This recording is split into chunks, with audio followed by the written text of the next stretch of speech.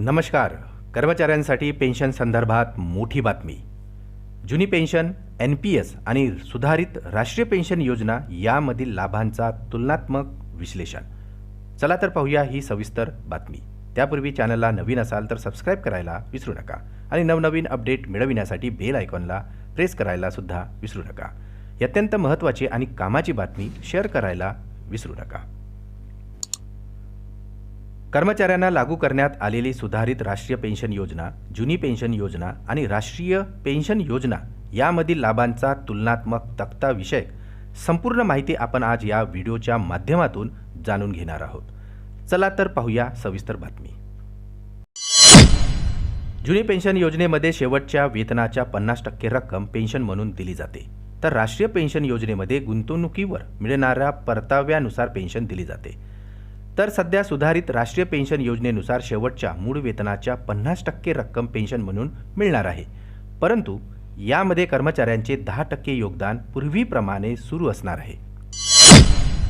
जुनी पेन्शन योजना व सुधारित राष्ट्रीय पेन्शन योजनेमध्ये वेळोवेळी वाढणाऱ्या महागाईनुसार DA अदा करण्यात येते, तर राष्ट्रीय पेन्शन योजनेमध्ये कोणत्याही प्रकारचे DAचे लाभ मिळत नाहीत.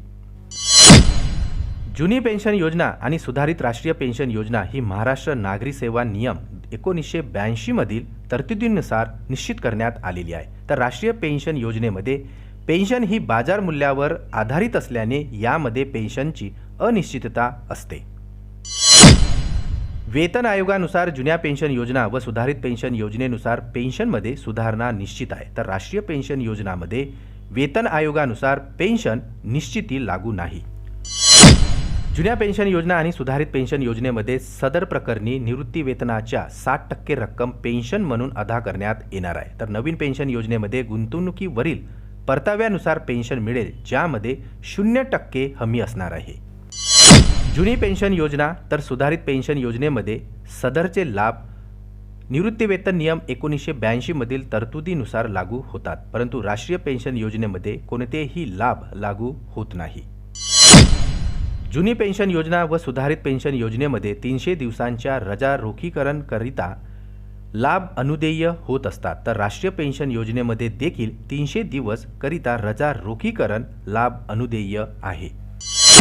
जुनी पेन्शन राष्ट्रीय पेन्शन योजना आणि सुधारित राष्ट्रीय पेन्शन योजनामध्ये कर्मचाऱ्यांचा अपघात झाल्यास 3,60,000 रुपये, तर विना अपघात प्रकरणी जमा हप्ता रक्कम अधिक व्याजाची रक्कम मिळत असते. पुन्हा भेटू आमच्या YouTube चॅनलमध्ये नवीन अपडेटसह. तोपर्यंत नमस्कार.